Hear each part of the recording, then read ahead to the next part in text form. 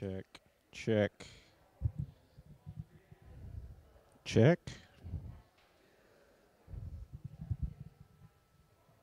check, check.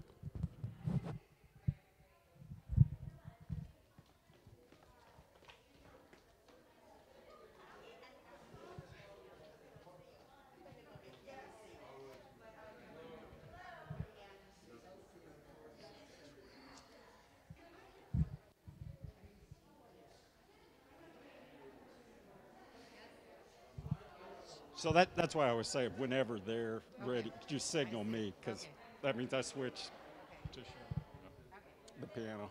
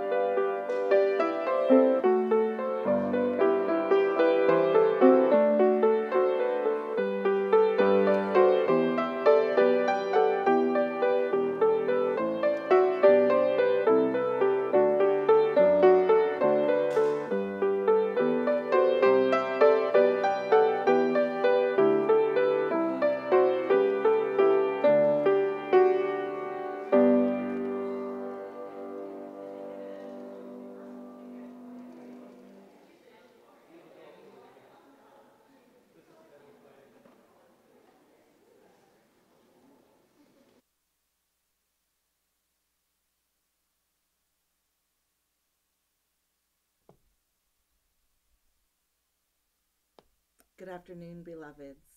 Welcome to the memorial service of Peter Nissley. I'd like to open us this morning with words from Maya Angelou.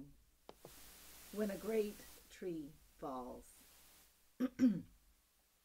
When great trees fall, rocks on distant hills shudder, lions hunker down in tall grass, and even elephants lumber for safety.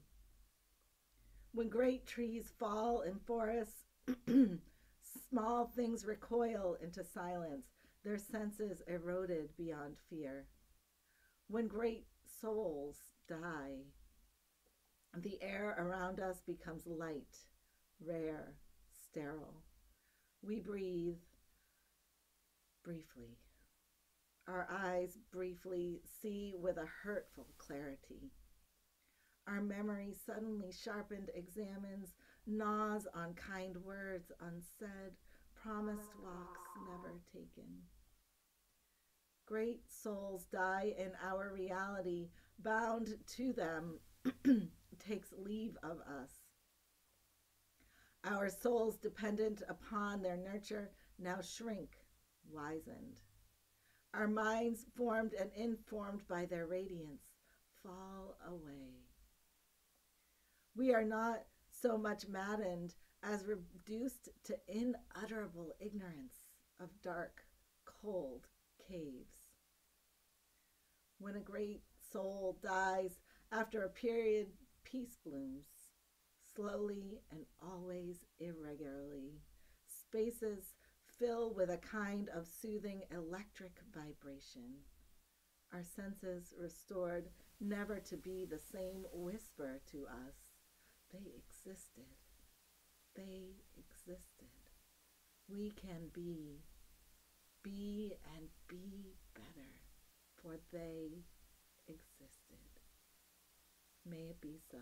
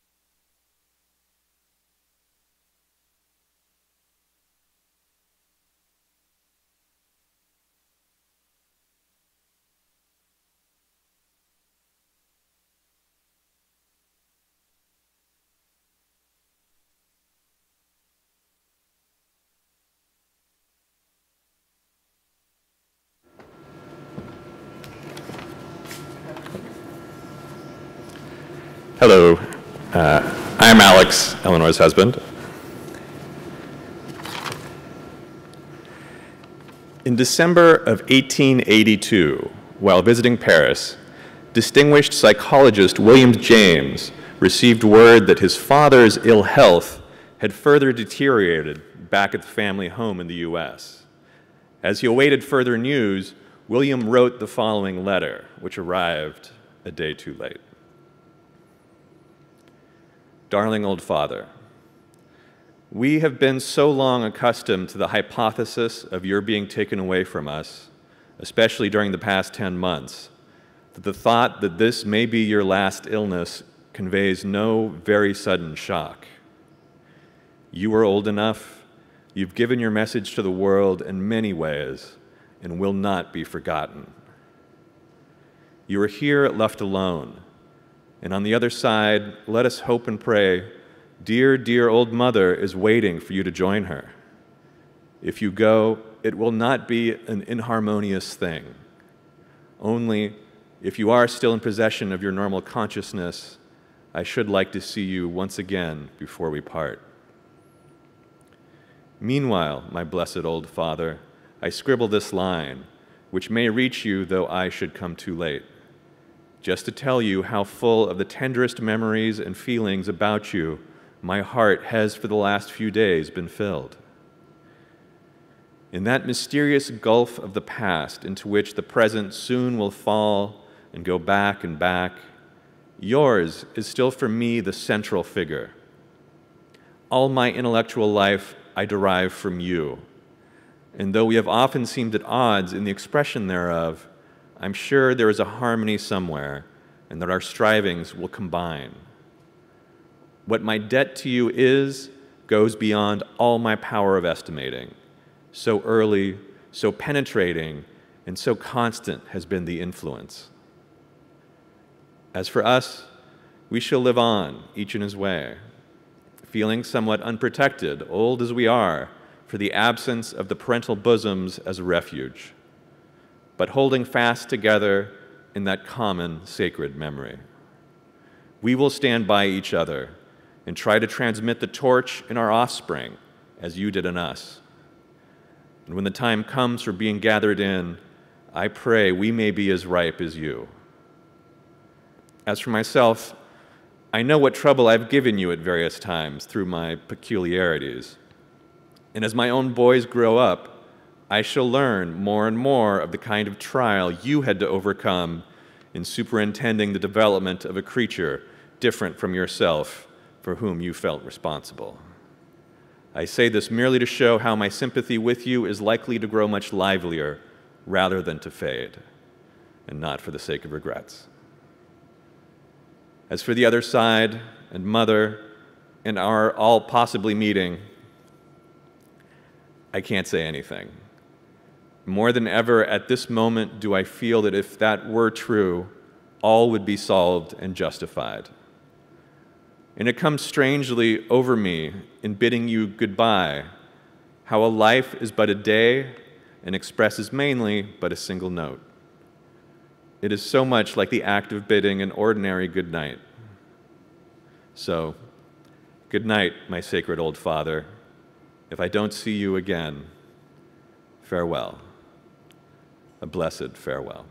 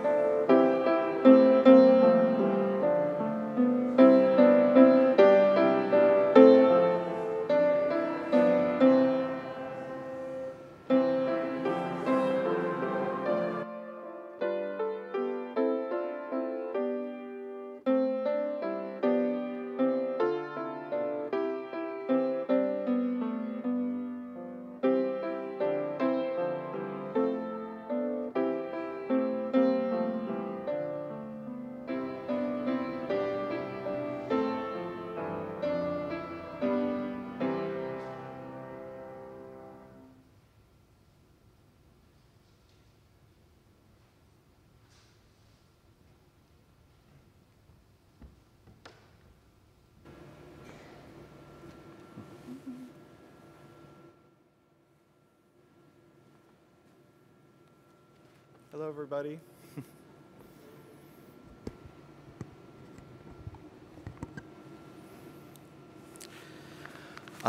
Thanks to Alex for reading that letter. That's a special letter to me, but I would not be capable of reading it without breaking down. Thank you all for coming under what have become our customary awkward circumstances. Getting emails this morning, sorry I can't come, my daughter has COVID, all the things we're used to getting. So I'm glad to see so many of you. I'm Tom Nissley. Peter was my dad. The last time I was in this sanctuary, and the last time I saw many of you, was a little over 2 years ago, in January of 2020, when we had a memorial service for my mother just at the end of what we now call the before times. And many of the things I said about her then, I could also say about my father now, because they spent their whole lives together. Much of them in this beautiful building and grounds, serving on committees, listening to music, making ice cream at Spring Bee, and in this beautiful sanctuary that means a lot to us.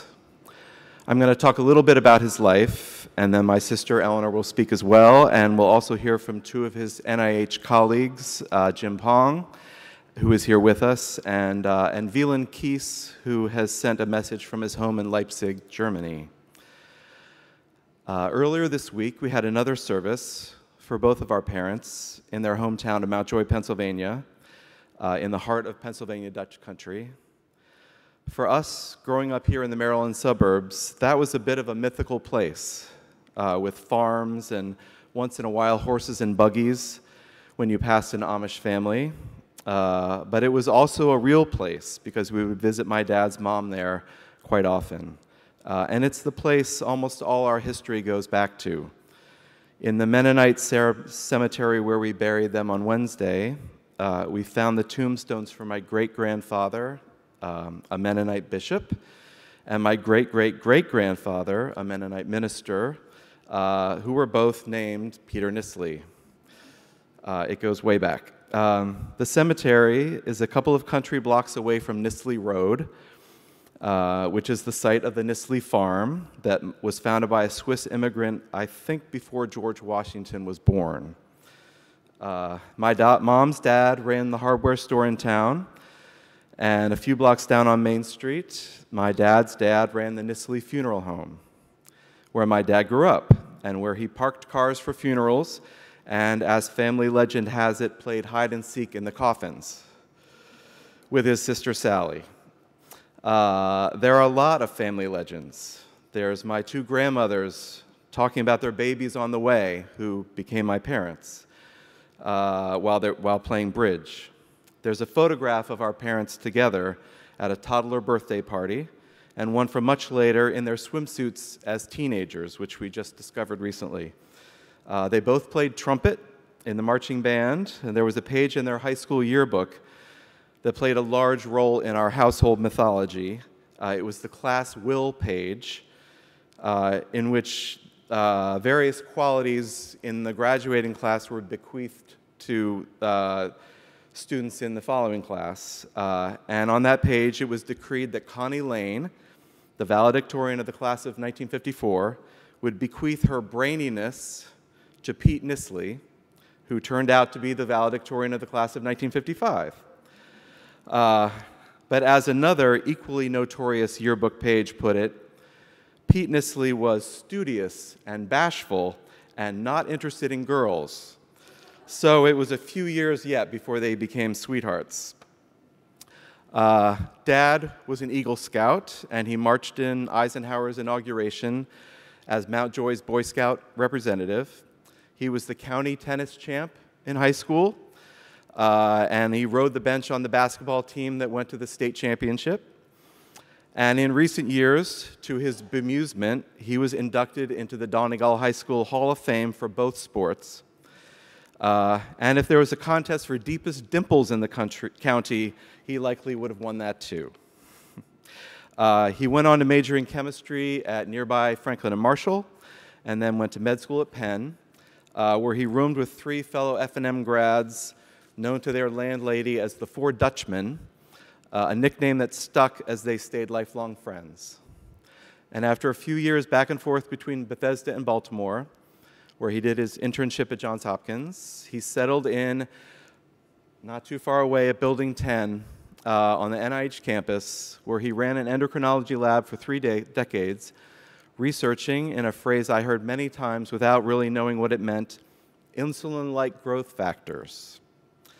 I'm glad his colleagues Jim and Veland and perhaps others will be talking here too, because his research work, such an important part of his life, was a bit of a black box to us, in part because the cutting-edge biochemistry he was working on went over the heads of his liberal arts-loving kids, but also because he didn't bring his work home with him. Neither his achievements nor his frustrations. We got to know a lot of the people he worked with as family friends, but he rode his bike off to the lab, often went back in the evenings to feed the cells, but we never lost him to his work.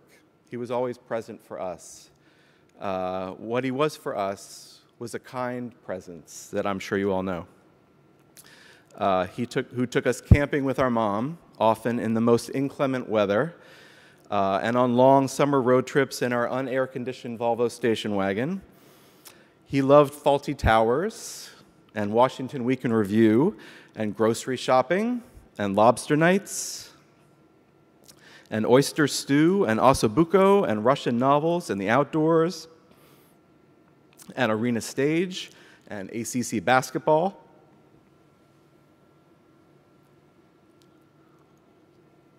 And John Miller calling Orioles games. He had excellent handwriting. He rolled out his own pasta, sometimes for Lancaster County-style chicken pot pie, and sometimes accompanying Marcella Hazan's ragu sauce in homemade raviolis. He was very glad to make one last vote against Trump. He would fall asleep over his reading on the couch, as I do, and he would let his copies of the New York Review of Books pile up, as I do. He and I bonded most over tennis. Both watching it, he admired Ashe and Federer and thought it was funny that I loved that jerk Jimmy Connors, and we played it together. There was a good decade or so when we were evenly matched, which took a lot of doing on my part. And he loved my mom. They were a wonderful match in all those funny ways I've mentioned, in the connected lives they led, even the neurological conditions that they dealt with in their last years. And the thing I heard most from his friends when I told them of his death was how much in love with each other they had always been. He was and remained, even through the frustrations and isolations of recent years, one of the gentlest and best-humored people you could hope to know. One of my oldest friends described him perfectly, I think, as benevolent. He was authentically modest, and one blessing of him not being able to be here for this is that he would have just been embarrassed to be the person everyone is talking about.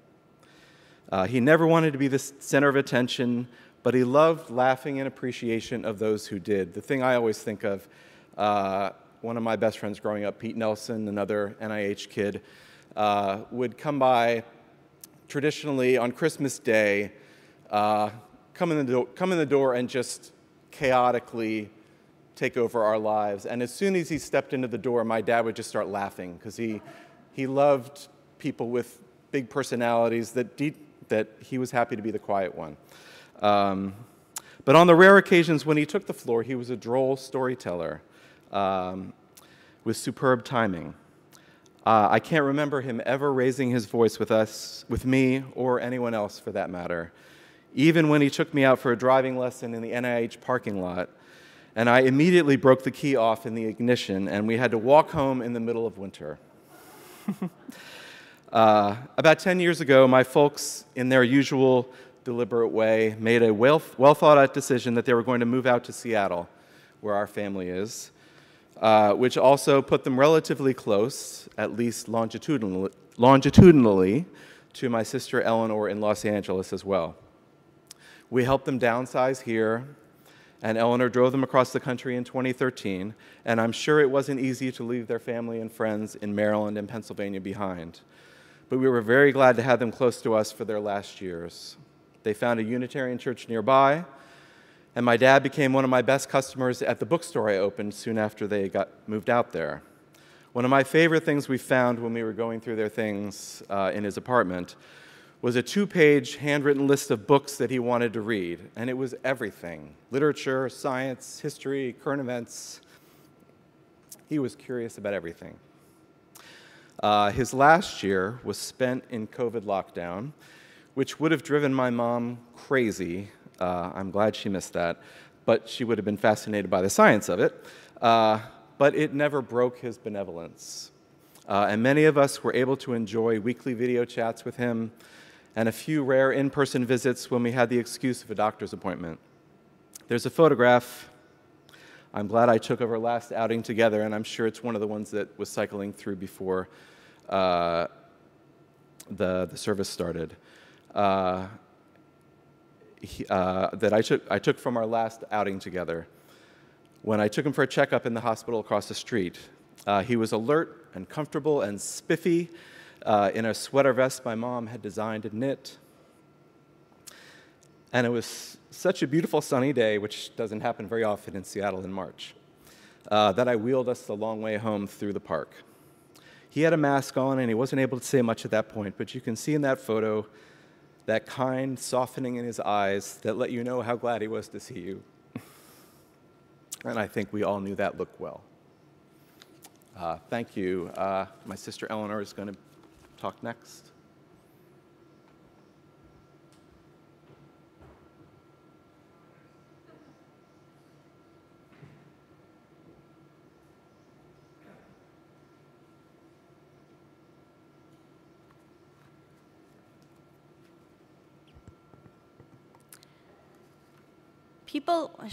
People often remark that while both our parents studied chemistry and became scientists, neither Tom nor I pursued science, like at all. You could argue that it was a form of backlash, but I would absolutely disagree. There were so many ways Mom and Dad influenced our lives and careers, and Dad's example in particular had a strong influence on our interests in culture, politics, literature, and the arts. First and foremost, Dad was a voracious reader. Our living room was always a sea of well-read New Yorkers, New York Review of Books, and Washington Posts, thick biographies, and history books. I think he deeply respected writers and journalists who applied the same kind of rigor and critical thinking that was so important to his own profession as a research scientist. Both Tom and I have had lifelong interest in politics and political history, and that was 100% a product of our upbringing. I've noticed that my parents outside of DC think I'm a little weird, to be honest. Washington Week in Review was our family's version of must-see TV, gathered around the TV every Friday night after dinner to listen to journalists parse the news of the week. Dad even took Tom to a live taping of their 10th anniversary show when Tom himself was only 10, and Tom loved it. He was the only kid in the audience and got the first slice of anniversary cake they served after the taping. Particularly as he headed into retirement, Dad also began reading a ton of fiction, immersing himself in entire bodies of works of authors such as Dickens, Conrad, Chekhov. We particularly bonded over his love of Joan Didion, W.G. Sebald, and Alice Munro. As Tom mentioned, we discovered a long and ambitious reading list in his room after he died, in his amazing handwriting, a kind of dad version of great books, from Piketty's Capital in the 20th Century to Darwin's Origin of Species to Emerson and Flaubert. I'm pretty sure Dad would relate to this quote from Chekhov: "Medicine is my lawful wife, but literature is my mistress." Is it any surprise that his son runs a bookstore? His cultural curiosity extended to film, art, and music, but what Mom and Dad were particularly loyal to were their theater subscriptions to Arena Stage. We grew up tagging along with them to productions, and if there was ever an environment that inspired my future creative endeavors, it was Arena Stage Productions. The costumes, the always clever and surprising stage sets. Arena Stage nights were treasured family outings. Also treasured was Dad's love of food. Dad grew up in a Lancaster County farm town, and his mother's home cooking was incredibly delicious. Most of all, the corn she would freeze every year. It was picked the day she prepared it, delivered to her by a farmer. No corn is as delicious as fresh East Coast corn, and I've realized as I've moved west, and Nana always caught it at its delirious seasonal peak. I think sometime in the 80s, Dad started to take on some family cooking duties, and by the time they'd moved to Seattle, he had 100% displaced Mom in the kitchen, except for baking, which was always her territory. Dad's specialties were meditative, process-oriented recipes. Everyone in our family would put Dad's from-scratch raviolis at the top of their favorite food list, and the hand-cranked ice cream he made for family reunions and the annual Cedar Lane spring picnic was the stuff of legends. And sure enough, I too have picked up his habit for laborious cooking, shaping raw pasta and hand-cranking ice cream for friends and family. I also share his deep and abiding love for grocery shopping. I never picked up Dad's athleticism like Tom did, but I definitely embraced his love of sports.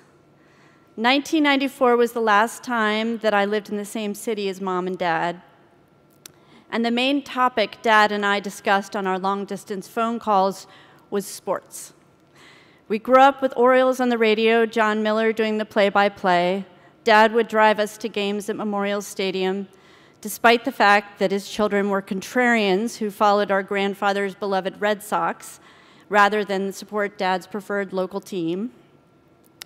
The one team we all really agreed on as a family was the Maryland Terrapins, a university none of us attended, enthralled by their charismatic coaches and their tradition of excellence and failure. We also watched an extraordinary amount of tennis, both on our black and white TV and in person at the DC Pro Tournament in Rock Creek. I'm nostalgic for those summer evenings we spent at the tennis tournaments, getting to watch world-class athletes up close.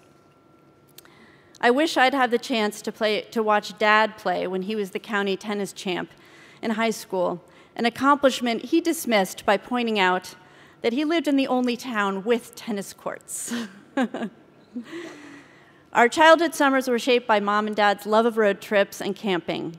Dad would do almost all the driving, and we would cover great distances, once driving a loop from DC to Arizona and back in the Volvo station wagon with no air conditioning. Dad's left arm extra tan from resting in the open window. He was in charge of our camping equipment, keeping the large canvas tent waterproof, the finicky Coleman stove, and the Coleman lantern in working order. It was an extraordinary thing to keep us camping for weeks at a time and to maintain such an even keel through it all. I now have his stove and his tent and his lantern, and I wish I were able to make the kind of time they did for those amazing trips. Though I will say I did successfully inherit his ability to drive vast distances alone. We heard repeatedly from Dad's former colleagues what a patient and generous mentor he was, and I concur if my experience having him teach me how to parallel park is any indication. He was so consistently and quietly kind. The Llanos report that if Dad was shopping at Giant when Doug was finishing up his shift, Dad would give him a ride home, especially if the weather was lousy, sparing Doug a long wait at the bus stop. Sorry.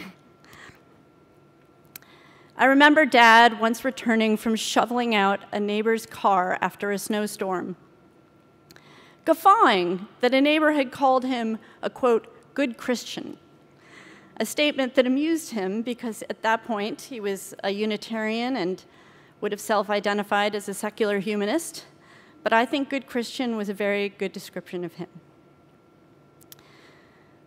Mom and Dad grew up Presbyterian, enjoyed this church initially because Mom liked the choir, but Dad very much found a home here.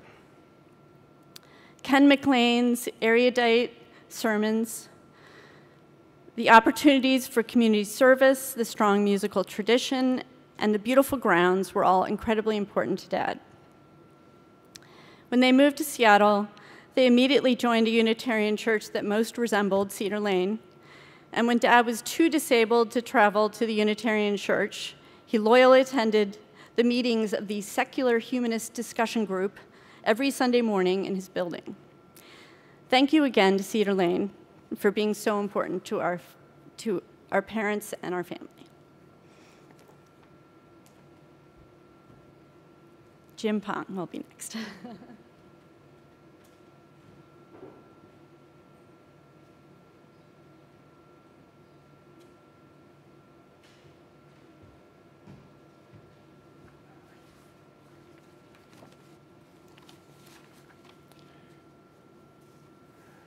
Thomas and Eleanor, friends from NIH and from Cedar Lane and from Green Acres School.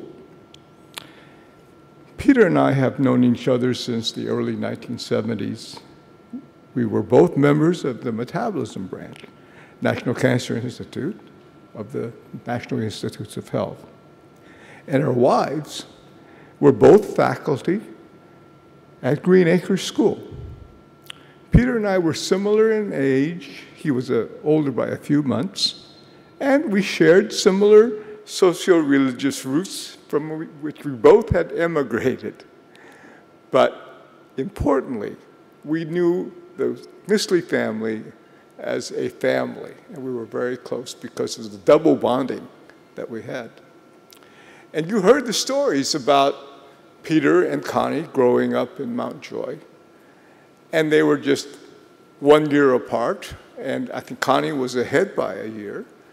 And Connie would joke about this, and he said, Peter was pursuing me all through high school.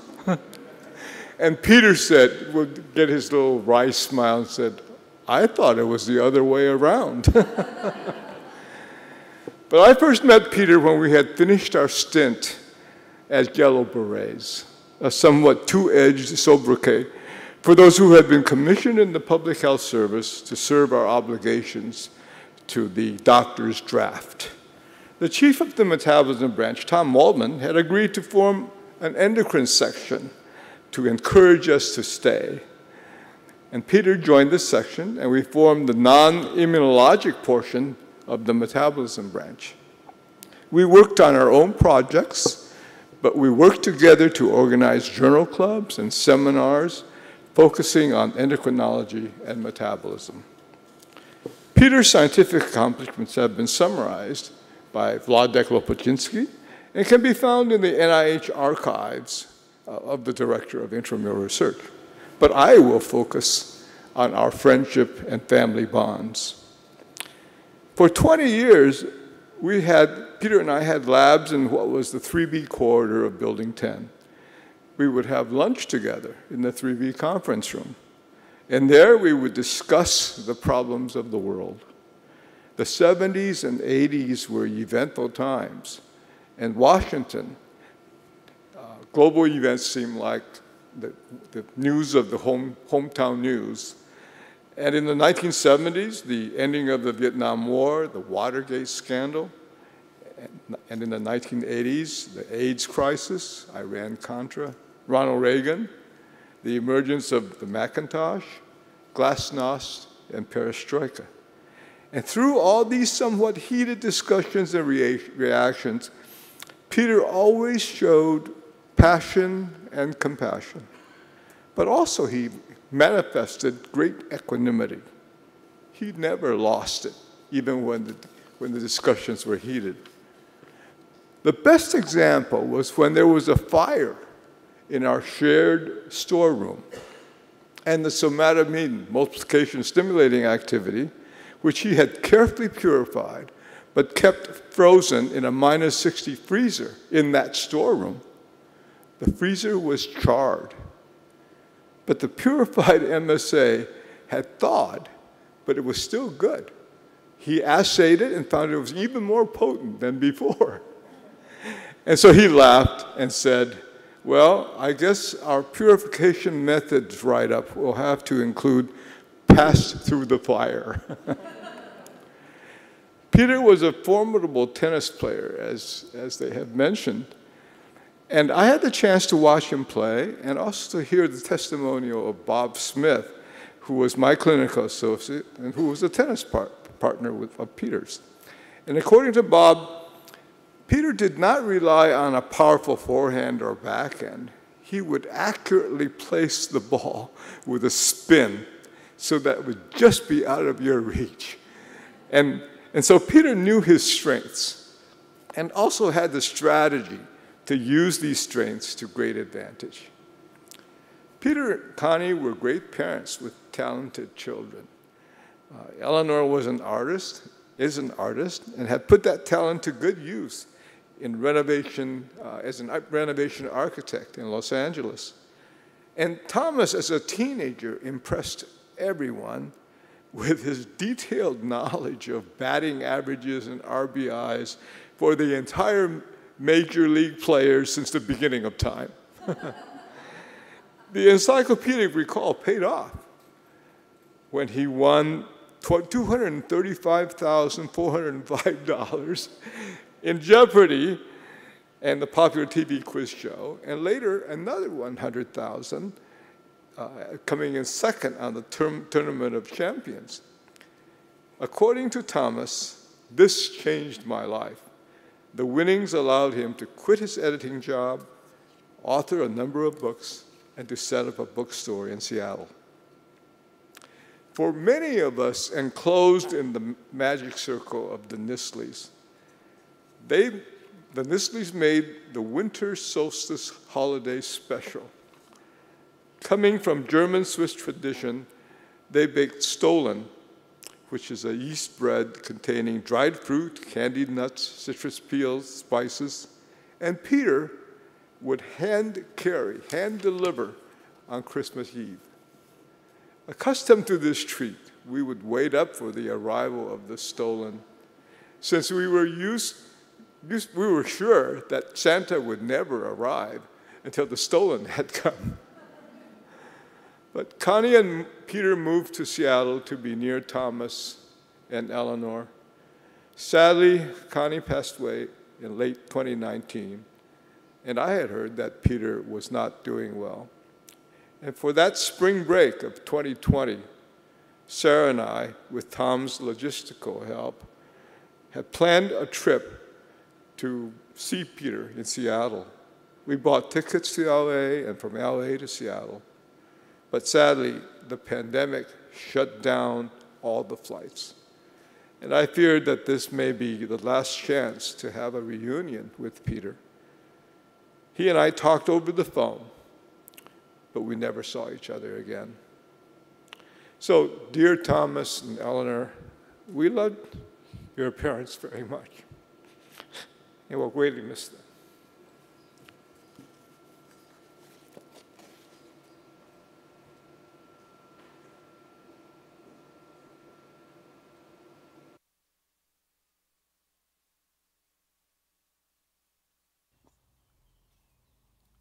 Hello, dear Nissley family, dear Eleanor, dear Tom, dear friends of Connie and Peter.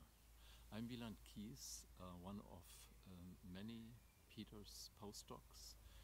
I have worked with him from 1985 till 1988, and I'm speaking on behalf of myself, my wife Annemarie, and our children Johannes, Alexandra, and Benjamin. We miss Connie and Peter. We have had the privilege to knowing them, to being part of their lives. They were definitely part of ours. Peter was my mentor, my teacher, my fatherly friend, almost my father when we were in the USA. My parents were, of course, still in Germany. So he actually was the human being who was closest to me, my career, my future, and, as I have said already, my family. Peter was very truly intelligent, extremely patient, always friendly. He had a very special kind of humor. He told me not to make the coffee too strong in the laboratory, because I was used to drink strong coffee in a way that was just changing my life. He was teaching science in a way that you didn't really understand, but you were his student. He was so patient, so calm, so understanding that, again, you didn't understand when he was steering you into the right direction. I owe him my professional life. I'm now the chair of the Children's Hospital of Pediatrics at the University of Leipzig, and I have been in this position for 25 years. Peter had foreseen this. He had tutored me, and he was always a good friend. Whenever we, one of our family members or myself, came back to Washington, to Bethesda, he had an open home, an open house for us. He was a wonderful cook. He listened. How many people do you know who really listen? Peter listened. Again, you didn't really understand, but he listened. At the end, I miss Peter very much. I have had the honor to have Peter and Connie at our home many years back when they were still able to travel. And that was also a very, very special moment. We all remember that their love, their friendship, Peter's and Connie's, went far beyond our generation. It went truly into the lives of our children. Our daughter Alexandra, who is now also a physician, probably went into medicine also because of Peter, because he was so understanding, so caring, in a way that, again, you can't but just miss. Again, we owe him a lot. We greet you all and share your grief and your understanding. I wish you all the very best and warm regards and wishes from our home here in the south of Leipzig, Germany. Bye-bye.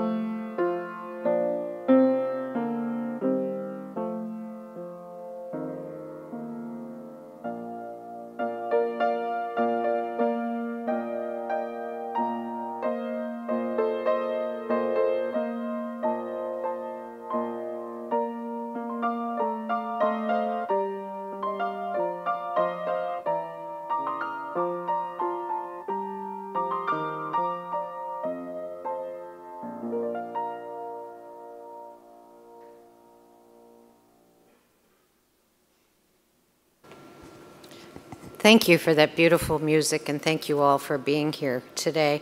My name is Vicki Strella. I'm a Cedar Lane member and a coordinator of memorial services here at the church. And I realized as we began that we didn't think to let you know why you're watching Reverend Dana on television and not here in person. And I think somebody referred to these strange times at the beginning. It's part of these strange times that she's not here. She learned very, very recently that her kids have come down with COVID, and so she is home taking care of them. And she sends her regrets that she couldn't be here in person. So that explains Reverend Dana Edwards on television. Now, we're at the point in the program where Eleanor and Tom have asked if people would like to share any comments, reflections in brief about their father. They're welcome to come to either the mics right here in front of the stage or to come up to the podium. So I invite you to do so.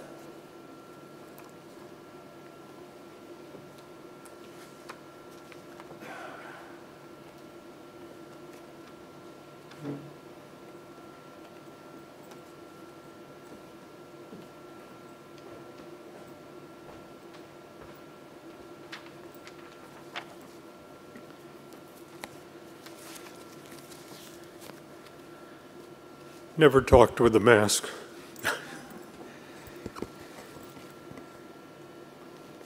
Peter and I met at NIH in 1974. Peter worked in the Cancer Institute, and I worked in the NIDDK, which focuses on diabetes. Our meeting was quite accidental, but we managed to work together for 20 years. He was like a brother to me. I obtained a valuable reagent for my research from a scientist who told me accidentally in passing that Peter also had come to get the same reagent. The reagent that I received didn't work for me. That was a problem.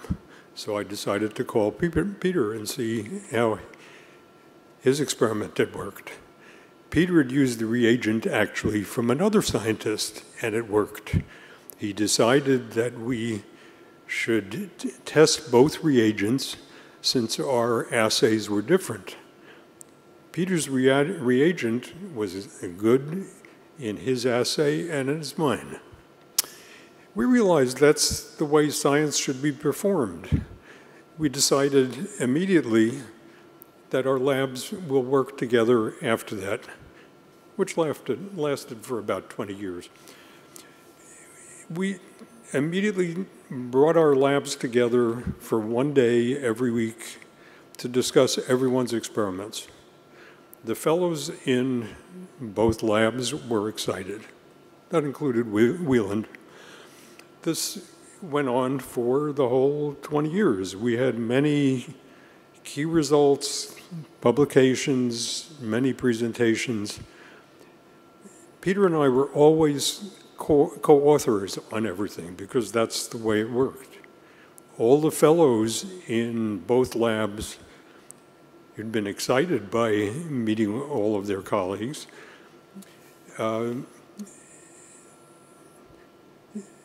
They all came, all the fellows from the labs. I mean, Peter and I were always co-authors, and all the fellows from both labs who contributed to projects were also co-authors. The joint results really were pretty spectacular, but they definitely would not have occurred if both laboratories were not involved. There's one observation in thinking about this, but I've heard other people say the same thing, so I guess it works. One amazing things that I discovered and never really thought about, I can't think of any time in the entire 20 years that Peter and I worked together with ever disagreements. It was wonderful.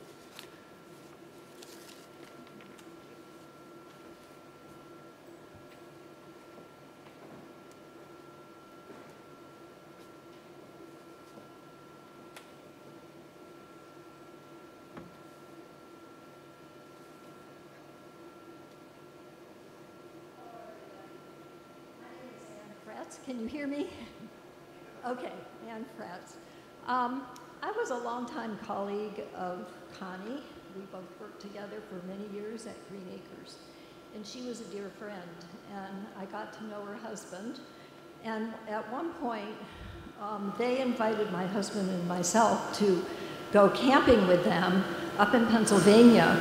We went to Hawk Mountain and spent a lovely day observing the hawks flying over during migration. And it was in October, and it was quite chilly.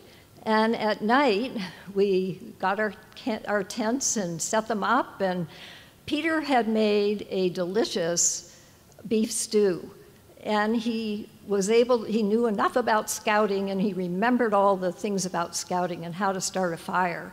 So he got the fire going, he heated up the stew, and it was delicious. And it was just such a fun time to be together out in the woods by ourselves.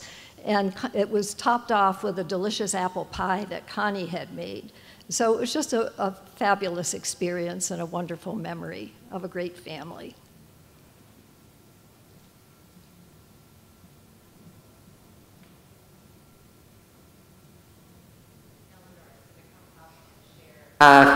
Excuse me, a note from her father's friend, Richard Furlanetto.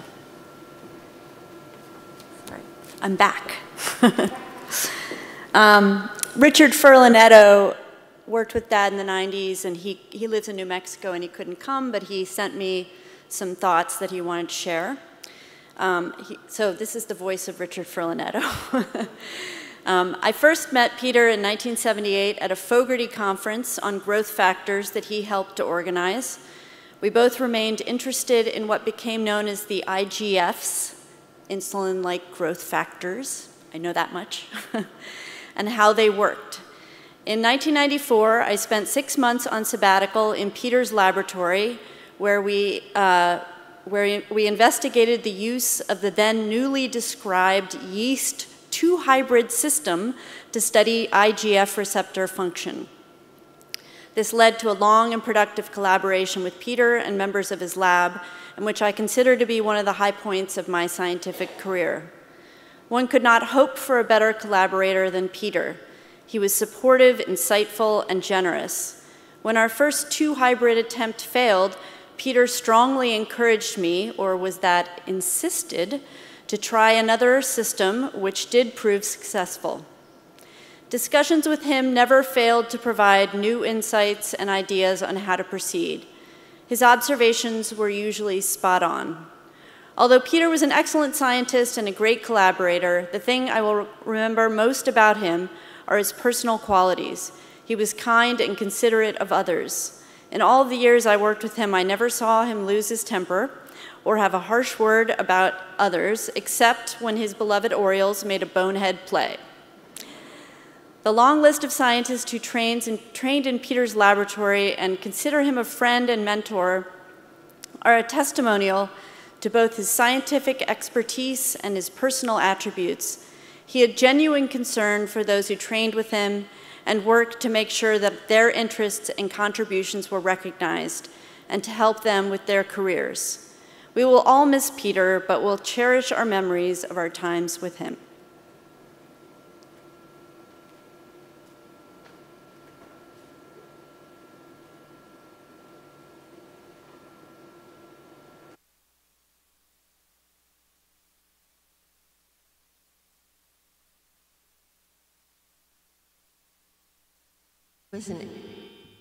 I was an editorial assistant to Peter's boss, I guess you'd say, Thomas Waldman, and I also did some of the work for the other 6 senior investigators.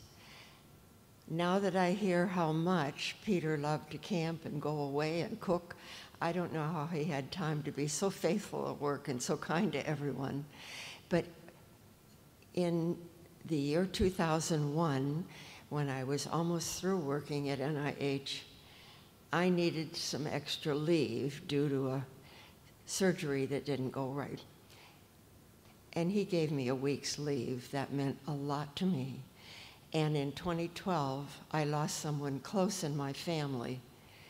and thanks to Susan Spence, who worked with him. She passed that word along, and he made a phone call to me. I will never forget those two things about Peter.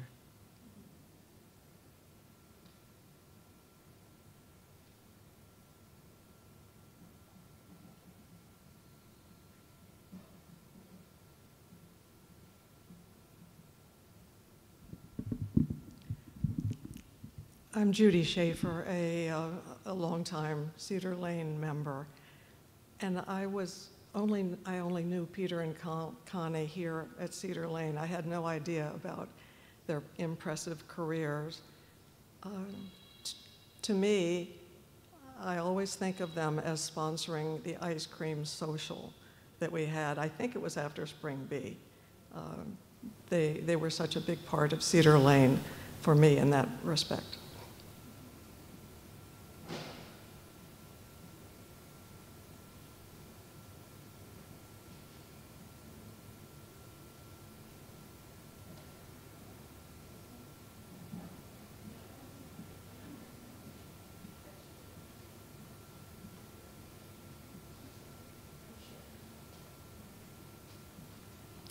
Hi, my name is Grace Ye, and I think, I was in metabolism branch for a long, long time. At the time, I was a postdoc with Jim Pong, and Peter and Matt Reckler, I think.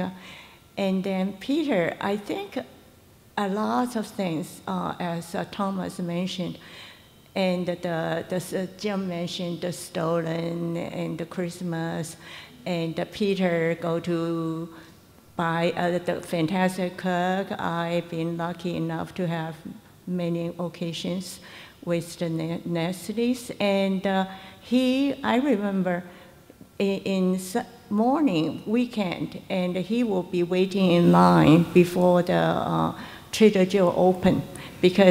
And I was waiting in line, and then we always had very good conversation, exchange menu, and also what the best to buy in Trader Joe. And another thing I would love to share with you is I miss Peter's laugh. His hearty laugh, his laughing just from his heart. It's just warm you up. And Peter is such a unusually self-confident person, because whenever you talk to him, he always try to think about from your side. Like I sometimes criticize a certain thing, and he will just explain to me. It's another way to see it. And he spent a lot of time. That's a very unusual personality. And the last thing I want to share is, I don't think anybody knows, maybe Mark knows, Mark Sklar, because when I moved to Bruce Chapner's group, I moved to medicine branch. And at that time, I was doing radioisotope labeling P32. And my lab was not equipped to P32 labeling. So I think I borrowed Peter's space, and Peter showed me everything. And end up, and radiation safety, fine. A small, tiny microfiche tube, got my handwriting on, and because they find that in Peter's waste is P32, and I accidentally, I think, put into C14. So anyway, Peter told me the story, and I feel horrible. How could I do that? And he say, just how big he is. He said, don't worry, Grace, I will take care of it. It is just a mistake. He did ask me, he said, this is your handwriting? I said, yes, this is my handwriting. He said, that's good enough for me. I will take care of everything. I miss you, Peter. I think we all do. Thank you.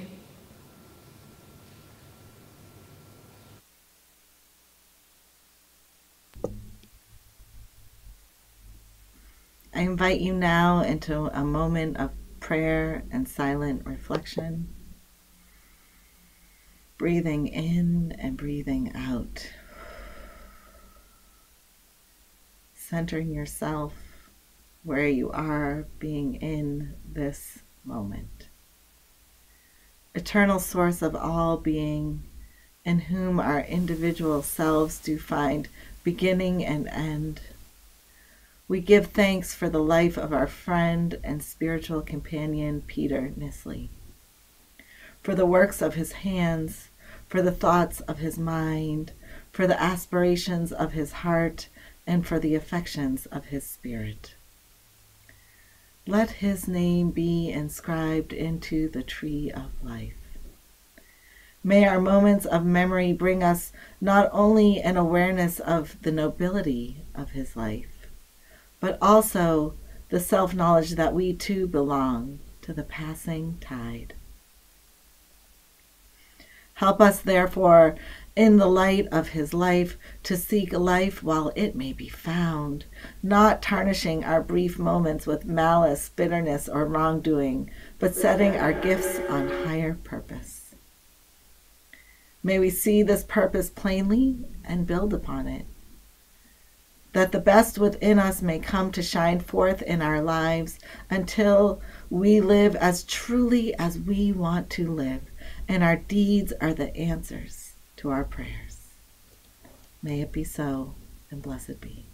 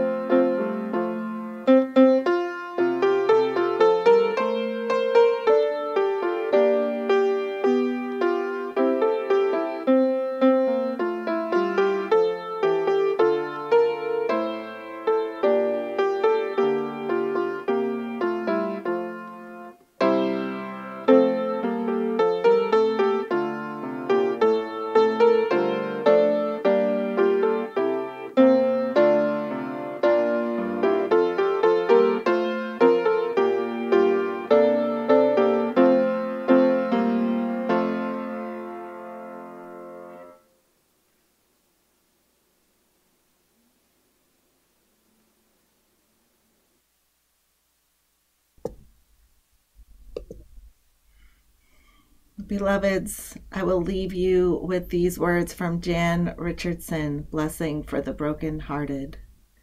There is no remedy for love but to love more. Henry David Thoreau.